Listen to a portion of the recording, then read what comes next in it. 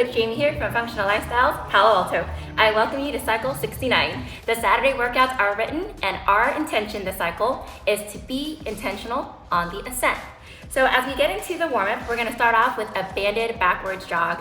As you go backwards in that jog, we're trying to get our heart rate up and feel comfortable moving backwards.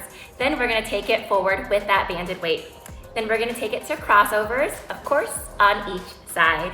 That is gonna take us next into the second piece of the warm-up, and it's gonna be a guided stretch with yours truly, or Coach Francisco. It's gonna be a hip and shoulder opener, and I'll guide you through that week after week so you can get really comfortable by the end of the cycle. That takes us to our relative strength and stability. We're taking this to a Zercher split squat. Again, the objective is intent on the ascent. So what we're looking to focus on today is the concentric phase, the upward phase of the lift. You wanna go quickly on that way up. We're gonna control that way down. That's gonna be done for sets of 8. The next piece is going to be in our chin-ups. This year in 2026, I'm confident a lot of us, regulars on Saturdays, are gonna get our first chin-up or pull-up. What we're going to do is take this to 5 chin-ups, but on your very last rep, you're holding for 5 full seconds at the very top.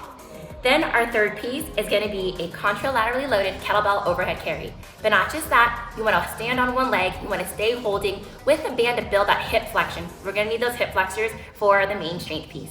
We'll have that for 2 rounds of all 3 movements.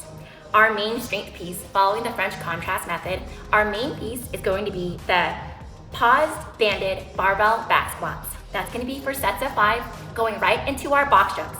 It is not for height. We are looking to jump from the power position and also land in that power position.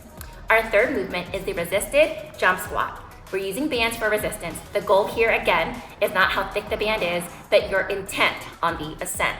Last but not least, we have our band assisted pogos. Then we move on to the conditioning piece. For conditioning, this is gonna be done for an AMRAP, as many rounds as possible for 10 minutes. We're taking this to a backward run using the same sleds or the same weights that we did in the warm-up into the crossovers. Once we finish each side, we go into our toes to bar. You have that for 8. And then our rotational ball slams. That's also for 8. So again, how many rounds can you complete in 10 minutes?